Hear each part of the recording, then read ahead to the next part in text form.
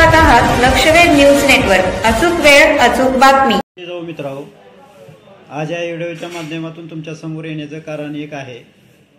आज बार्शीचे आमदार राजेंद्रजी राऊत साहेब यांनी मनोज दादाविषयी काही गैरसमज समाजामध्ये पसरवण्याचं काम केलेलं आहे एक पत्रकार परिषद घेऊन. तर मित्रांनो, मी राजभाऊ राऊत साहेबांना एक सांगू इच्छितो. मी भाजप पक्षाचा शक्तीप्रमुख या पदावरती काम करतोय. त्याच्यामुळं भाजप हे कुणाच्याही कुठल्याही आमदाराच्या अशा मताशी सहमत नाही हे स्पष्ट होतंय. कारण मी भाजपचा आहे आणि भाजपमध्ये मी काम करीत राहणार. परंतु ज्यावेळेस समाजाचा प्रश्न येतो त्यावेळेस समाजाला दिशा देण्याचं, समाजाच्या हिताचा जो विचार करतो त्या व्यक्तीबरोबर आम्ही पहिल्यांदा समाज म्हणून राहू.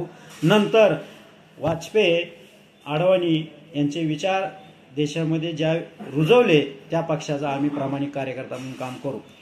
परंतु आज राजाभाऊ राऊतने काय विषय मांडले की सर्वप्रथम त्यांनी सरकारचं कौतुक केलं. माझा राजाभाऊ राऊत आमदार साहेबाला एक प्रश्न आहे की तुम्ही म्हणले की राज्याचे मुख्यमंत्री, राज्याचे 2 उपमुख्यमंत्री.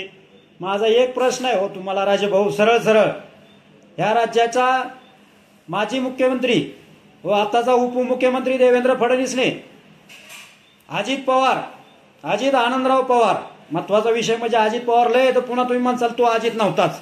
अजित आनंदराव पवार बारामतीचा ह्याच्यावरती 72,000 कोटीचा घोटाळ्याचा आरोप केला. साठीभर पुरावे आणले.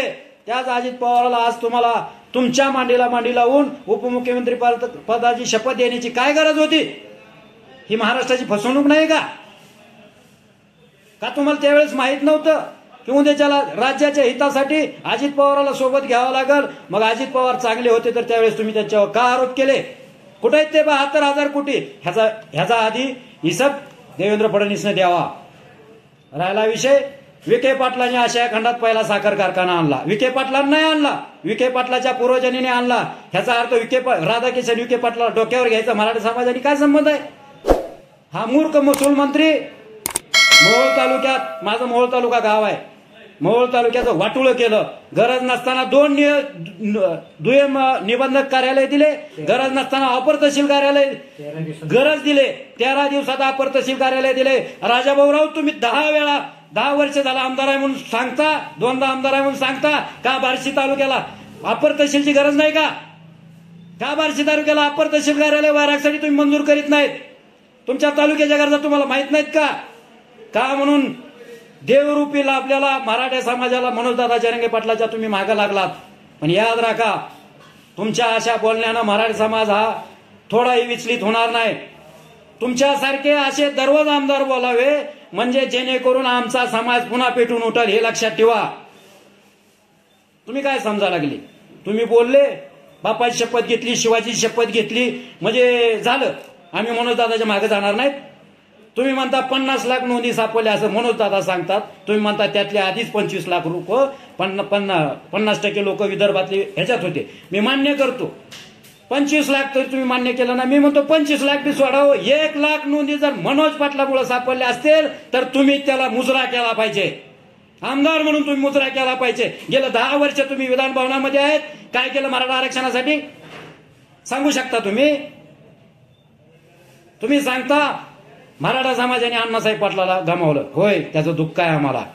आम्ही सुद्धा त्या आज दुःखातून सावरू शकत नाहीत. काय तुम्ही केलं अण्णासाहेब पाटलाच्या निधनानंतर?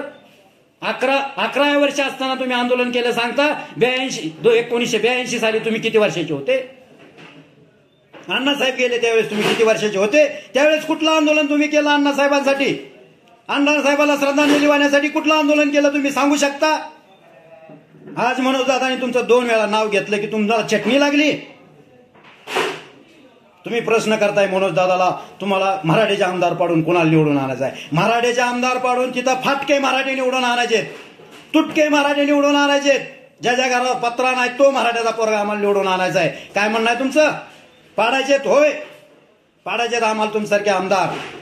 नको आहेत आम्हाला. ज्याच्या घरी 5 एकर जमीन नव्हती त्याच्याकडे 500-500 एकर जमीन झाली. कुठून झाली याचा हिशेब देऊ शकता तुम्ही? नाही देता येणार तुम्हाला हिशेब. राजा भाऊराव साहेब तुम्हाला हा हिशेब देता येणार नाही. एकनाथ शिंदेंनी गुलाल उधळला, छत्रपतीची शपथ घेतली, छत्रपतीची शपथ घेतली म्हणून मनोजदादांनी त्यांच्यावरती विश्वास ठेवला. परंतु तो माणूस छत्रपतीची शपथ खोटी घेऊ शकतो हे मराठ्याला वाटलं नव्हतं. एकनाथ शिंदे साहेब छत्रपतीची खोटी शपथ घेऊन लाखो मराठ्यांचं विश्वासघात केलेला माणूस आहे. अजून मी एकनाथ शिंदे साहेबाला मी आज तुमच्या माध्यमातून सांगतोय की अजून मी वेळ गेलेली नाहीये. तुम्ही घेतलेली शपथ खरी करून दाखवा. तुमच्यावर लागलेला कलंक पुसून काढा. मराठा समाज तुम्हाला डोक्यावर घेतल्याशिवाय राहणार नाही. मी राजकारण सोडीन, द्या ना सोडून. कोण काय बार्शी दुसरं कोण चालवणार नाही का? तुम्ही नसल्यावर बार्शी चालवणार नाही कोण? समजा बार्शीला माहिती आहे, समजा सोलापूर जिल्ह्याला माहिती आहे गंगाजळ कुठं गेलं, निधी कुठं जातो, निधीचा वापर कुणासाठी होतो. समदे आमदार, समदे माझे आमदार एकाच चालीचे आहेत. एकेकाळी घरावरती पत्रे नसणारे आमदार झाले. आज 500-500 कोटीची प्रॉपर्टी आहे त्यांच्याकडे. कुठून आले 500-500 कोटी? तुम्हाला 500 कोटी लिहून दाखवा. 500 कोटी लिहिता येत नाही. तुम्ही प्रॉपर्टी का मिळल्या? तुम्ही सांगता एवढे कारखान्याचे कारखानदाराचे पोरं म्हणतात 25 लाखाचा आम्हाला व्यवसाय टाकून द्या, आम्हाला लय व्याज झालंय, एवढे शेकडो कोटी आमच्यावर बोजा आहे. अहो राऊत साहेब, ह्यांच्यावर जर शेकडो कोटीचा बोजा आहे, ह्यांच्या घरी 1-1 डझन ऑडीच्या मर्सिडीजच्या गाड्या आहेत. ह्या कुणाच्या पैशाने आल्या? ह्या कारखानदारांच्या पोरांकडे ऑडी, मर्सिडीज, फॉर्च्युनर या गाड्या आल्या कुठून? माझा शेतकरी ऊस बांधावर टाकून आत्महत्या करतोय, ह्याचा जबाब विचारला तुम्ही कधी? तुम्ही कारखानदाराची पाठ सापचाल निघालाय. होय, आम्हाला 145 आमदार पाडायचे, गरज पडली तर आम्ही तिथं ओबीसीचे, ईसीचे आमदार निवडून देऊ. तुम्हाला मराठा म्हणून डोक्यावर घेतलं ना आम्ही. इतके दिवस काय केलं तुम्ही मराठा समाजासाठी? वर तोंड घेऊन सांगताय मनोज पाटील खोटं बोलतायत. 57 लाख नोंदी नाहीच सापडल्या. निमे त्यातले आधीच ओबीसी होते. मान्य हो राऊत साहेब, मान्य. निमे त्यातले आधीच ओबीसी होते. 25 लाख तुम्ही मान्य करताय ना. मी 5 लाख लोक मान्य करतोय. 5 लाख नोंदी सापडल्या. तुम्ही सांगतायत सेपरेट समिती काढली, सेपरेट कार्यालय उभा केलं नोंदी हुडकाला. अहो करावंच लागल, कारण हा बाप समाज आहे, महाराष्ट्राचा बाप समाज आहे. जर महाराष्ट्राच्या बापावर ही वेळ येत असेल तर ती कोण सहन करणार नाही. भांडणं लावायचं काम करताय. उदयनराजे थोड्या मतानं पडले, काय चुकीचं आहे? काय 4 लाखांनी निवडून आले काय? महाराज आहेत, महाराजांचा आधार आहे, गादीचा आधार आहे, कायमचा मुजरा आहे. भोसले घराण्याला कायमचा उजरा आहे.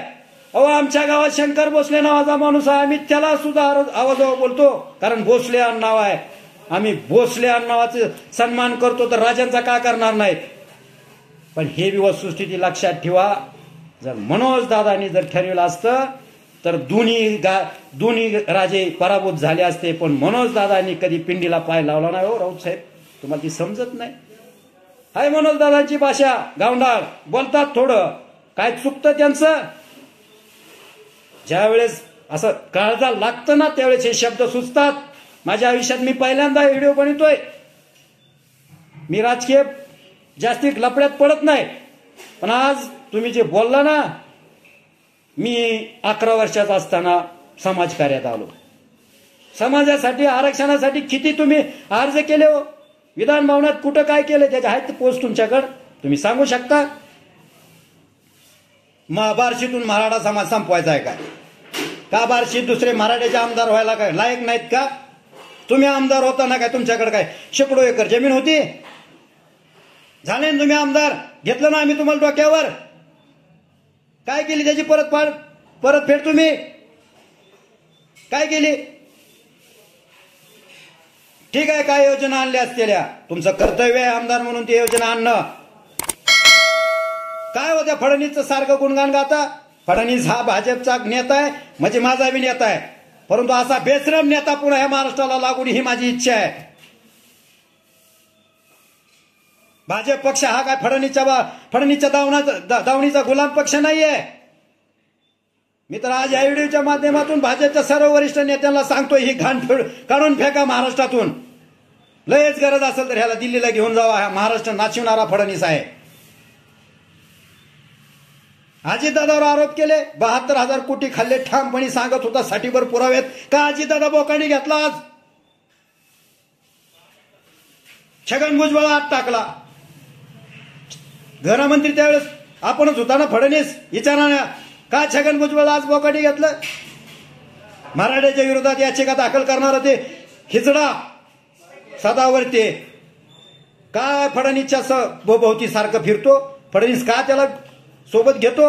हा कधी प्रश्न विचारला का? मराठ्याचेच आमदाराच्या मागं लागले, मराठ्याचेच आमदाराच्या मागं लागले.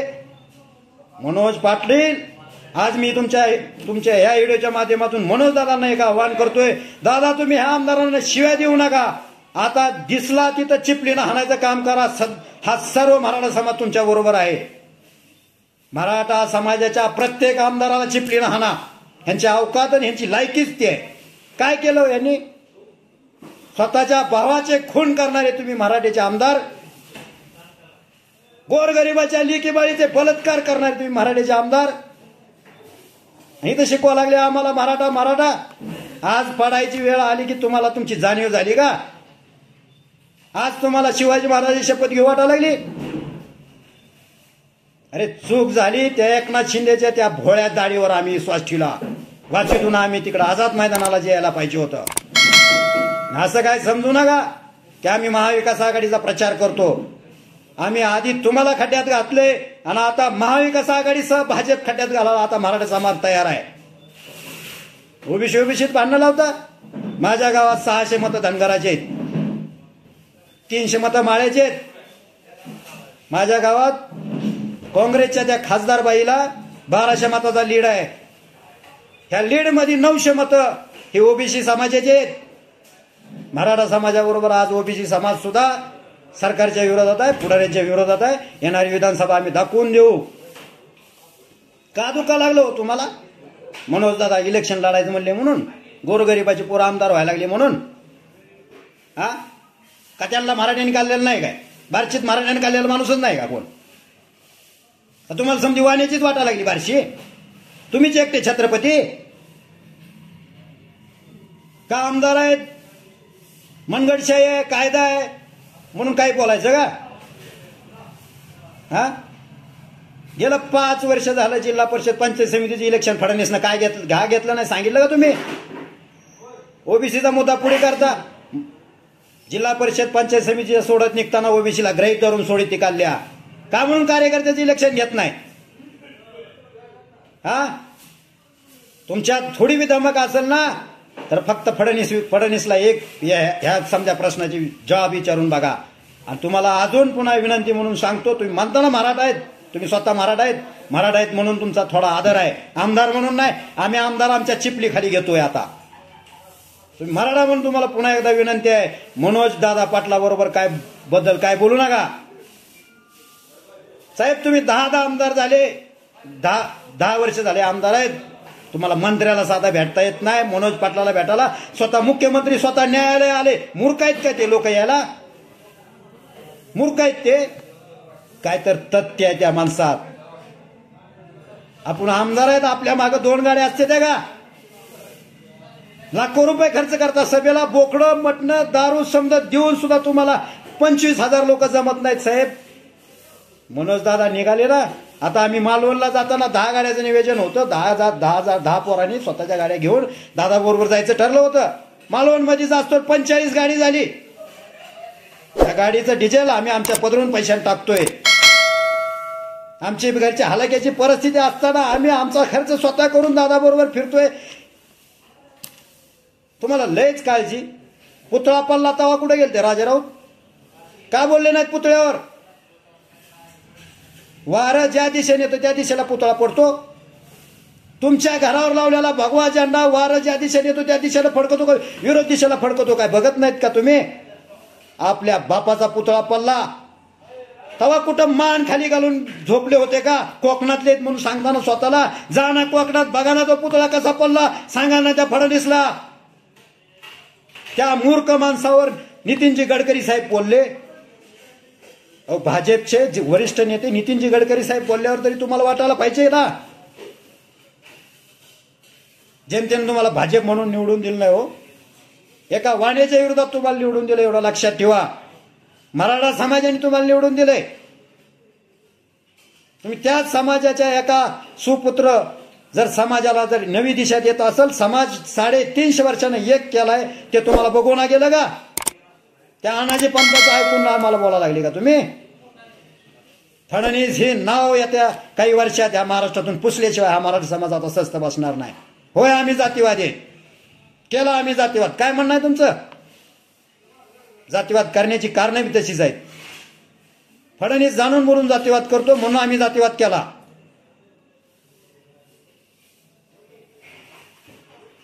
आमदार आहेत, 4-5 पोरं पुढे घेतले म्हणून बोलायला लागले का? चाललंय का तुमचं? काय चाललंय तुमचं? आम्हालाही बोलता येतं, अजून बी तुमचा आदर आहे.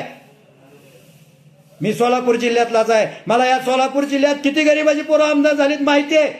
आमदार होताना 4-4, 5-5 एकर जमीन होते, आज 5-5 एकर जमीन आल्या कुठून? 50 एकर समाजासाठी दिली देणार कुठली तुम्ही?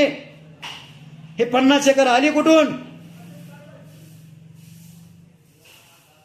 आमदारकी तुम्हाला पाहिजे, समदे उद्योग तुम्हाला पाहिजे. मराठ्याच्या पोराची काही नुसते मतं घ्यायची तुम्हाला. मी आज शपथ घेऊन सांगतो, मनोज पाटलानं जर उमेदवार दिला ना, तो कुणी बी असू द्या हो, कुठल्या जातीचा असू द्या, एसी असू द्या, एसटी असू द्या, ओबीसी असू द्या, एनटी असू द्या, त्यालाच मत टाकणार. मनोज दादा जर म्हणले ना समोर मराठ्याचा माझे आमदार आहे त्याला टाकायचं नाही, होय टाकणार नाहीत आम्ही मत. मराठीची मतं म्हणजे काय तुमची मक्तेदारी आहे? आमची मराठीची मतं घेता आणि बामणाची चाकरी करता. लाज वाटायला पाहिजे. तुम्ही छत्रपतीचे मावळे म्हणून घेताय.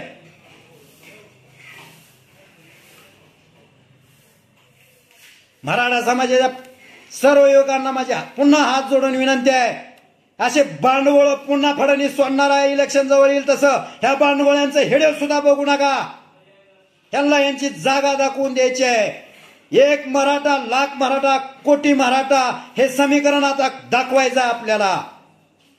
तुम्ही पाहत रहा लक्षवेध न्यूज चॅनल. आमच्या लक्षवेध न्यूज नेटवर्क चॅनलला लाईक करा, सबस्क्राईब करा आणि शेअर करा.